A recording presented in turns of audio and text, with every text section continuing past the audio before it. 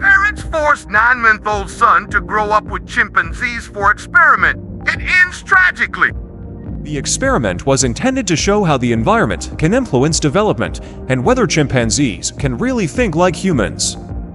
In the 1930s, a human baby just 9 months old was forced to grow up with a chimpanzee, but the experiment had tragic consequences.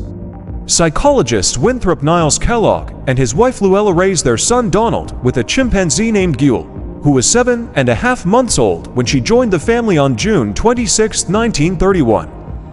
Early in his career as a psychologist, Kellogg had always wanted to conduct such an experiment, being interested in wild children who were raised with virtually no contact with humans. Having rejected the idea of leaving a human child in the desert for obvious reasons, the American decided to do the opposite, to return the baby animal to human life. In the experiment, which people call disturbing, the couple were treated like brother and sister. They wore baby clothes, ate in high chairs, and kissed goodnight before bed.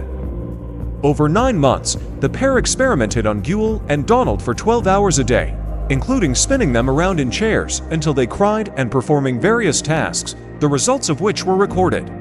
One day, while testing their reactions to a loud noise, the psychologist decided to line up the chimp and the baby next to each other, facing a camera, while the man fired a gun from behind them. Theodore Dumas questions whether a chimpanzee's identity is shaped more by genes or environment. If Guel, raised like a human alongside Donald, became more human-like, environment won. If she remained chimp-like, genes prevailed.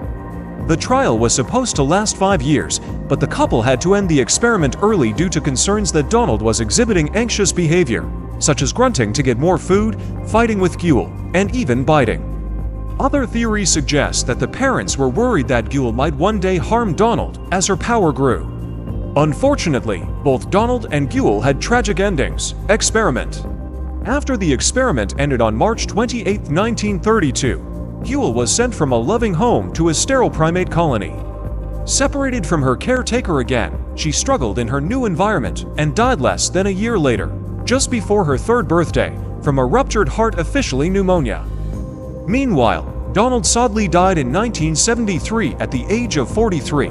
It is believed that he committed suicide a year after his parents died. Let us recall what is known about the slowest experiment in the world, which has been going on for almost 100 years and is still unfinished. It was started in 1927.